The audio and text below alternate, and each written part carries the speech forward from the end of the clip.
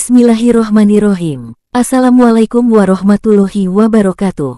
Segala puji bagi Allah Zat yang menggenggam hidup setiap makhluk, membolak-balikkan hati dan menanamkan hikmah di balik setiap peristiwa.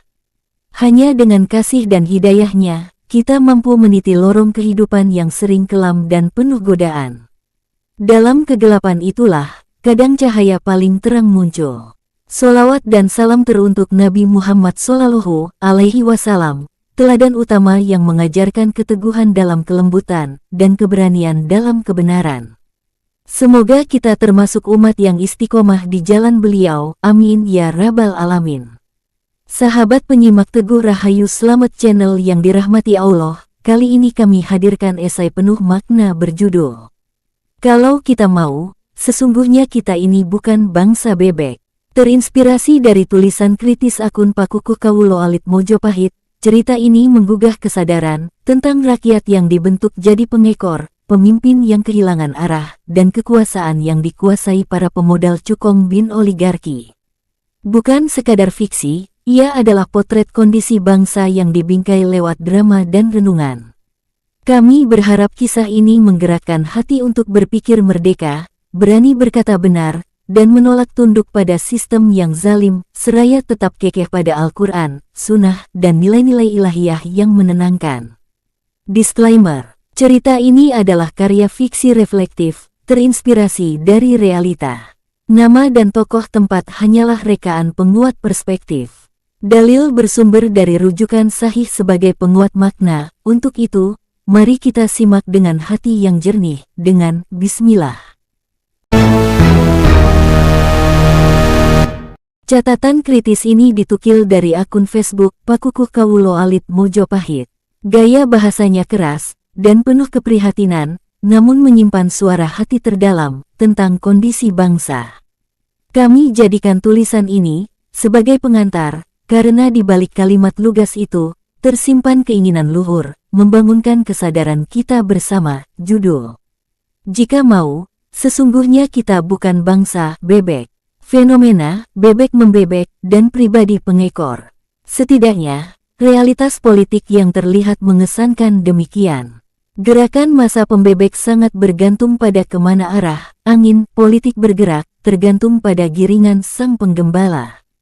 Bila sang penggembala menggiring ke sawah, maka mereka pun menurut dan terjun ke sawah. Maaf, baca, ciom beran, dan dipastikan semua bebek wajib mengikutinya, tanpa satu pun mampu protes, bahkan bertanya pun tidak. Tak ayal, sang penggembala mendapatkan keleluasaan untuk memainkan irama apa saja yang mereka mau, dengan memastikan kapan bebek harus makan, mandi, dan masuk kandang, itu cukup. Uniknya, semuanya dilakukan dengan cambuk uang suap, perempuan, dan lainnya. Model perilaku politik etos bebek tersebut sungguh membuat kami, dan para tokoh pemikir bangsa prihatin. Bahwa proklamasi yang dideklarasikan para pemikir pendahulu seyakin-yakinnya bukan seremonial belaka.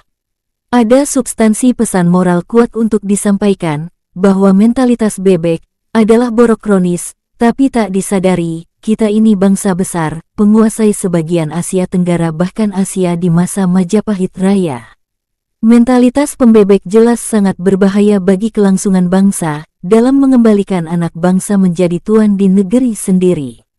Isu inilah wajib digagas para pemikir bangsa yang sedang memegang kekuasaan di eksekutif, legislatif, maupun yudikatif, serta elemen bangsa lainnya, untuk andil melahirkan konsep besar sesegera mungkin sebagai sistem pengendalian controllership system. Bayangkan, jika tidak segera disadari, pengeroposan mental yang sudah kian menggila ini menjelma menjadi budaya baru yang membius kehidupan berbangsa. Tengok saja, sehebat apapun jabatan formal yang kita lihat di pemerintahan, jabatan politik, bahkan jabatan terhormat religius pun, jenengan ketek cuma jadi gedibal, jongos, para cukong, mereka pun rawan jadi pembebek dan tunduk patuh pada borjuis penguasa modal cukong bin oligarki di negeri ini. Merekalah sang penggembala bebek dan tuan pengendali de facto negeri ini, termasuk hajatan pemilu, pilkada, gubernur, bupati, wali kota, bahkan pilpres, rentan terhadap campur tangan mereka. Maka, jangan heran jika seorang calon terlihat begitu visioner, tegas, dan sebagainya sebelum pemilihan, namun akan melempem, bahkan malah jadi pembuat masalah, KKN, Futifu, setelah terpilih dan menduduki jabatan. Kalau begini caranya, kelangsungan tata kehidupan berbangsa sangat rentan, lantas, akan dibawa kemana bangsa ini ke depan. Andai, jika presiden terpilih memiliki pribadi, pembebek. 2. Nuhun, tapi kami sudah kebal. Langit sore di atas Jakarta seolah menggelayut, seperti menahan beratnya kenyataan. Dwi, seorang jurnalis muda idealis, baru saja pulang dari peliputan sidang korupsi pejabat daerah yang lagi-lagi berujung pada vonis ringan. Ia merekam semuanya, saksi-saksi palsu, jaksa yang gelisah, hakim yang tampak terburu-buru. Tak ada yang mengejutkan, sebab publik sudah kebal. Nuhun, tapi kami sudah kebal, kata seorang pedagang asongan saat ditanya reaksinya. Bangsa ini sudah lama hidup di antara dua ekstrim, apatisme dan penggiringan massa. Seperti kata dalam tulisan Pak Kukuh, bebek itu kini bukan metafora belaka. Ia menjelma menjadi sistem, dari sekolah hingga kantor pemerintahan, dari seminar hingga ruang-ruang parlemen. Tidak ada ruang aman dari virus tunduk, takluk, dan takut.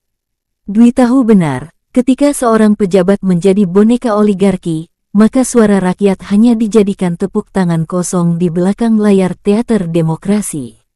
Ia menulis, mempublikasikan, bahkan sesekali diteror. Namun Dwi tidak sendiri. Di pelosok Jawa Tengah, seorang kepala desa bernama Pak Slamet memutuskan untuk tidak menandatangani kerja sama proyek tambang milik kongsi besar.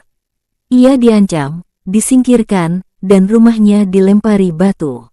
Tapi ia tetap berdiri. Saya bukan bebek. Saya ini cucu dari orang-orang yang dulu perang melawan penjajah, katanya lantang dalam forum warga. Apa yang mereka lawan bukan hanya sistem, tapi juga mentalitas, tunduk karena aman, diam karena takut, ikut karena terbiasa. Ironisnya, sistem ini dijaga oleh hukum yang tumpul ke atas dan tajam ke bawah. Ketika seorang aktivis diborgol karena orasi, para koruptor berfoto sambil tersenyum di sidang tipikor. Indonesia bukan kekurangan orang pintar, tapi kekurangan orang yang mau berpikir bebas. Para pemimpin politik hari ini, banyak di antaranya hanyalah aktor dalam naskah yang disusun para pemilik modal. Mereka bukan pemimpin, tapi marionet. Namun seperti api kecil di tengah badai, Dwi dan Slamet menunjukkan satu hal, selama masih ada yang berani menolak jadi bebek, harapan itu tetap ada. 3. Kami hanya ingin bertanya. Pagi itu di depan gedung DPR RI, ratusan mahasiswa berkumpul. Bukan untuk menjarah, bukan pula untuk merusak, tapi sekadar ingin bertanya, uang yang kalian kelola, itu uang siapa? Adalah Rani, mahasiswi semester akhir dari Fakultas Hukum, yang pertama kali memegang megafon. Suaranya tidak besar, tapi getarnya menusuk. Kami hanya ingin tahu, kenapa hukum terasa kejam ke rakyat kecil, tapi hangat dan sabar ke para penguasa. Katanya, namun belum 2 menit, suara itu dirampas oleh sirene. Gas air mata menari, sepatu Lars berdentum, dan batang tubuh mahasiswa digiring seperti kawanan ternak. Irama pembungkaman telah diorkestrasi dengan rapi, disiarkan dengan bahasa lembut demi ketertiban umum. Di ruang-ruang sidang, para elit bicara tentang reformasi hukum, transparansi anggaran, dan meritokrasi. Tapi di luar, aparat justru menghardik rakyat yang bertanya. Ini bukan sekadar inkonsistensi, ini adalah pengkhianatan diam-diam yang disepakati oleh kekuasaan. Satire yang dibungkus fakta menjadi keseharian, ketua partai bicara anti korupsi, padahal tersandung kasus, lembaga survei bicara netral, tapi dompetnya tergantung sponsor politik dan influencer dadakan muncul menyuarakan nasionalisme, padahal dibayar untuk menggiring opini. Kita sedang hidup di zaman ironi, di mana kejujuran dihitung sebagai ancaman. Dan seperti tulisan Pak Kukuh, bebek-bebek itu kini bahkan bukan dipaksa, mereka rela. Mereka menikmati ritme diperintah dan diiming-imingi, karena mereka pun bermimpi suatu hari akan menjadi penggembala. Namun di sudut-sudut sunyi negeri ini, masih ada suara yang tidak bisa dibeli. Di balik kampung nelayan di Sulawesi, seorang pemuda bernama Habil mencetak buletin sendiri. Ia cetak dengan printer bekas, dibagikan dari warung ke warung. Isinya, data tentang kerusakan ekosistem laut akibat kapal asing yang dibackingi oknum aparat. Kalau negara tidak bisa melindungi laut, siapa lagi? Ini bukan soal politik, ini soal harga diri, katanya. Rani, Habil, Dwi, Slamet, mereka adalah nama-nama kecil yang tak muncul di survei nasional. Tapi mereka punya satu kesamaan, menolak jadi bebek. Mereka bertanya, melawan, dan berdiri meski sendirian. 4. Boneka gemoy di singgasana. Di balik layar kaca yang mengilap, ada tokoh nasional yang dielu-elukan. Sosok muda, tampan, digadang sebagai harapan baru bangsa. Spanduknya menempel di setiap sudut kota. Iklan-iklannya membanjiri platform digital. Kata-katanya tersusun manis, disunting tim pencitraan profesional. Tapi tak banyak yang tahu bahwa di balik segala kesempurnaan itu, ada tali tak kasat mata yang menggerakkannya, cukong bin oligarki. Namanya Rama Wijaya. Sebelum menjadi calon pemimpin daerah, ia adalah sosok idealis. Ia pernah menolak dana kampanye dari pengusaha tambang, pernah bersumpah tak akan menjual tanah rakyat kepada investor asing. Tapi hari ini, dia duduk di kursi kekuasaan, menandatangani perizinan yang justru merampas tanah yang dulu ia bela. Apa yang terjadi? Satu pertemuan malam hari dengan seorang penentu anggaran mengubah segalanya. Kamu bisa menangkan pilkada, tapi konsekuensinya, proyek A sampai E kamu amankan. Sisanya, urus rakyatmu semau kamu, begitu katanya. Rama diam, tapi diam itu cukup sebagai tanda tunduk.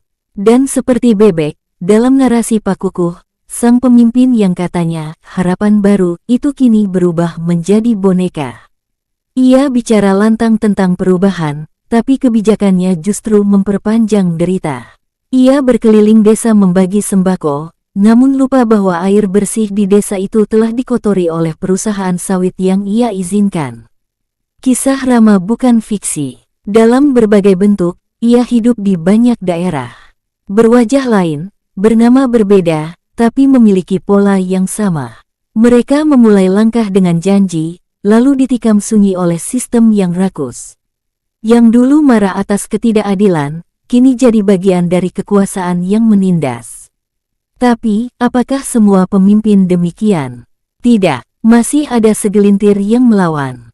Tapi jumlah mereka sedikit, dan daya lawannya nyaris tak cukup. Di tengah kepungan sistem yang menyesakkan, mereka seperti api kecil di tengah hujan badai. Adalah Furkon, bupati muda dari sebuah kabupaten di timur Indonesia. Ia menolak menyetujui penggusuran lahan adat oleh investor besar. Akibatnya, anggaran daerahnya dipangkas. Ia difitnah lewat media sosial.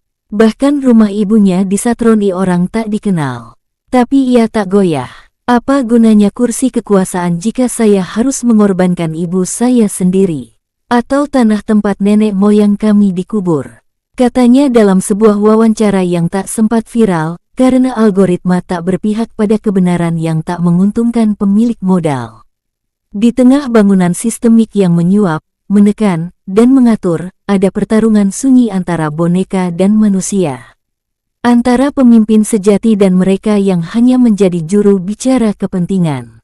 Dan jika rakyat tak lagi bisa membedakan keduanya, maka boneka-boneka itu akan terus dipuja layaknya pahlawan, bahkan patungnya diarak ke puncak gunung, nyaris dipuja layaknya Firaun. Sementara negeri ini terus dikemudikan oleh tangan yang tak terlihat, cukong bin oligarki.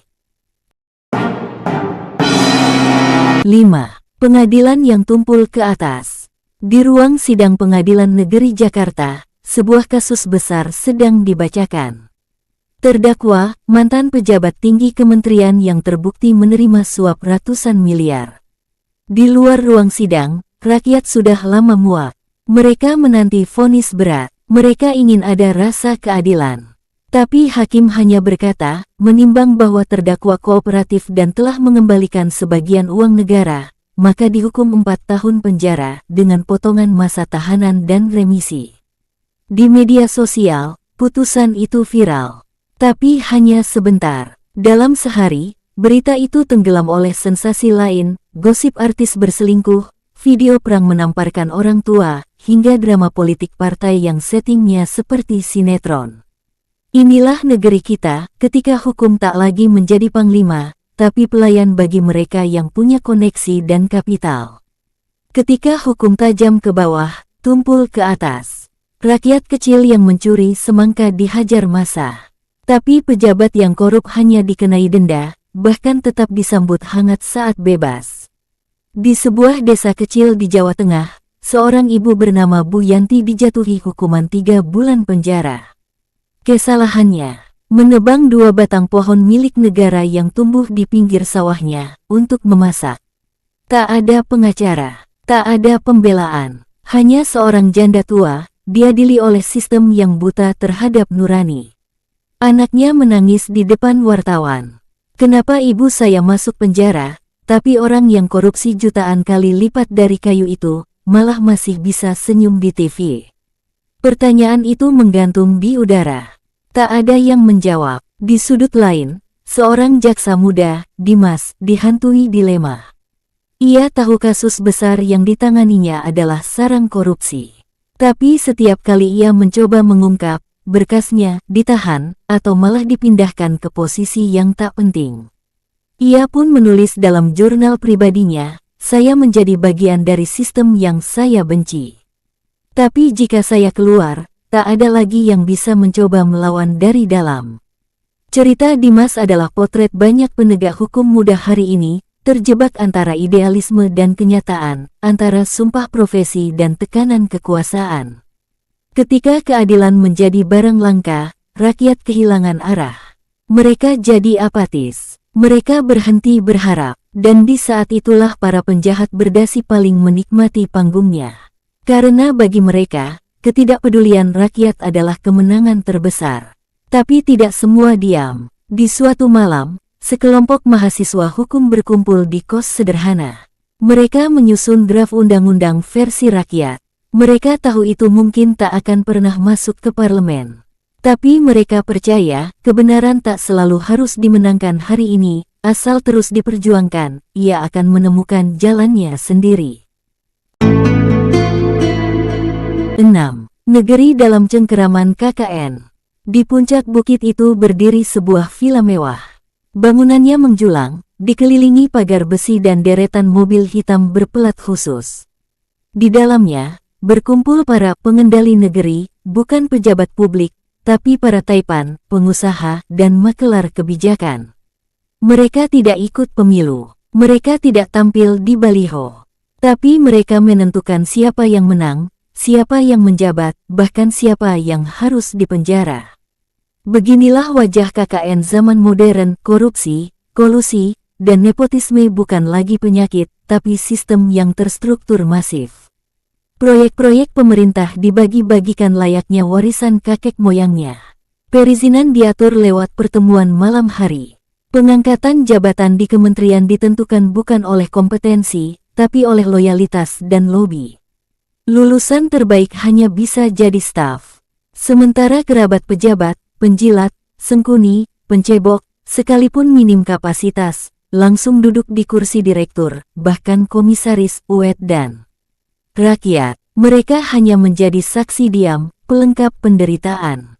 Sebagian pasrah, sebagian beradaptasi. Kalau tidak ikut main, kita tak dapat kue bagian, begitu dalih para pegawai di level bawah. Akhirnya korupsi menjadi budaya. Dari atas sampai ke kelurahan, semua terbiasa dengan uang rokok, pelicin, ucapan terima kasih.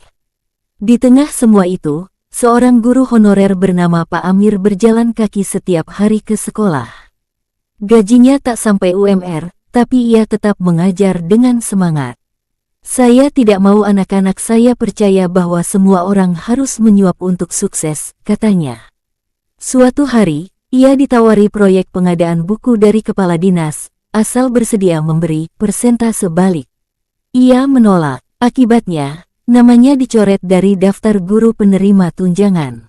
Ia mengajar tanpa bayaran 3 bulan lamanya.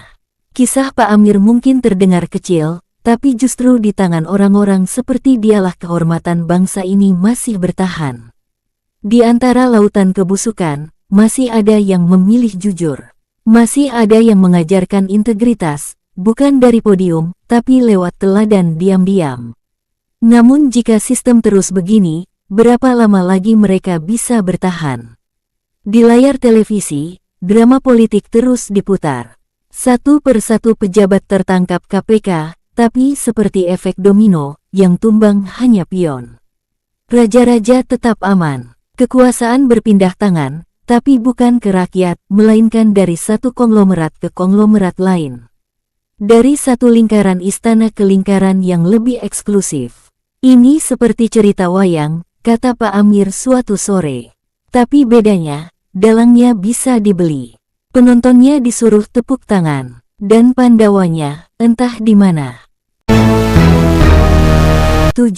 Bangkit atau hancur. Malam itu, langit Jakarta gelap, bukan hanya karena hujan yang menggantung, tetapi karena batin yang letih menyaksikan bangsa ini berjalan di atas luka-luka yang tak pernah sembuh.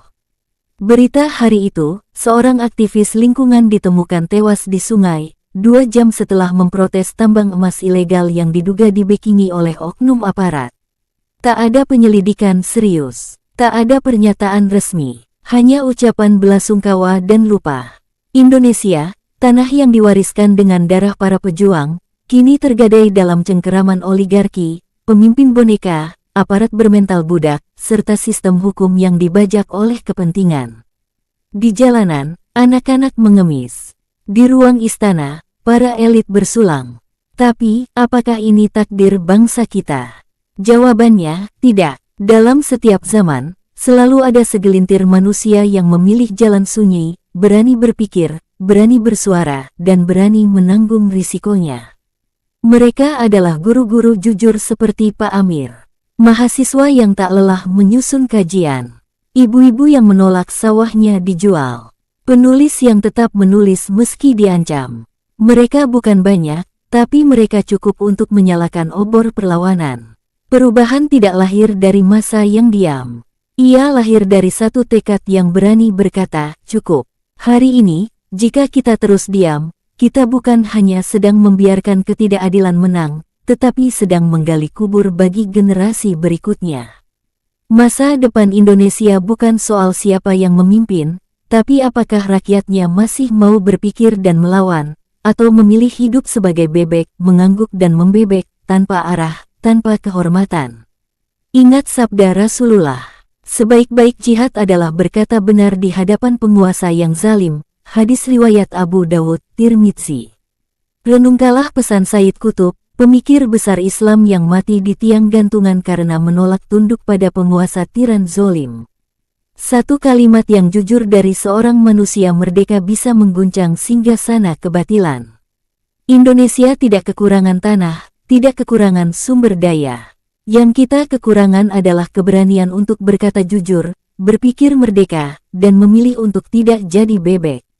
Maka kini waktunya, bangkit atau hancur dalam diam.